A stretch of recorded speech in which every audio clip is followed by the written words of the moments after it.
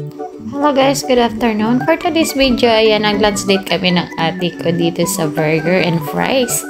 Ayan, mag-burger and fries lang daw kami kasi ayaw daw niya kumain ng rice and ayoko din naman kumain ng rice. Kaya ito, nag-fries and burger ang aming pinuntahan para sa aming lunch date. Habang kumakain kami dyan guys, ayan, napagtsikahan namin ang mga bagay-bagay na hindi namin napagtsikahan dati. So ngayon napagtsikahan namin kasi nag-date nga kami, o diba? Ayan. Pero nagkape ako dyan guys, katanghalian tapat. So ayan, habang naghihintay kami ng aming burger, ayan, fries ang inunang niluto. So ayan, matapos na namin ng fries, ang burger namin hindi pa dumadating. Pero in fairness guys, ang sarap-sarap ng fries. Ang sarap ng price at ang mura pa dito guys. Kasi binayaran namin sa dalawang burger at saka isang fries at isang cafe. 295 lang siya lahat-lahat. Ang burger namin ay malalaki. So ayan, mamaya makikita niyo kung gaano kalalaki ang mga burger namin.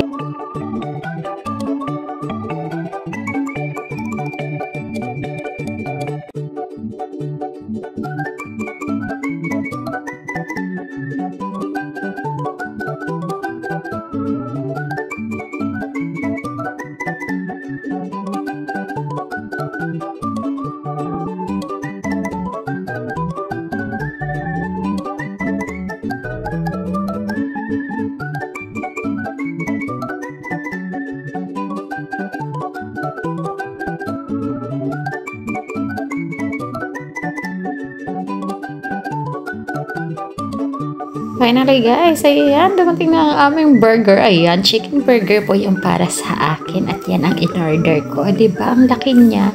At beef burger naman po sa ate ko. So ayan, latangan na. Ang sarap talaga kumain. Sulit ang sarap niya guys. Sulit talaga yung bayad mo.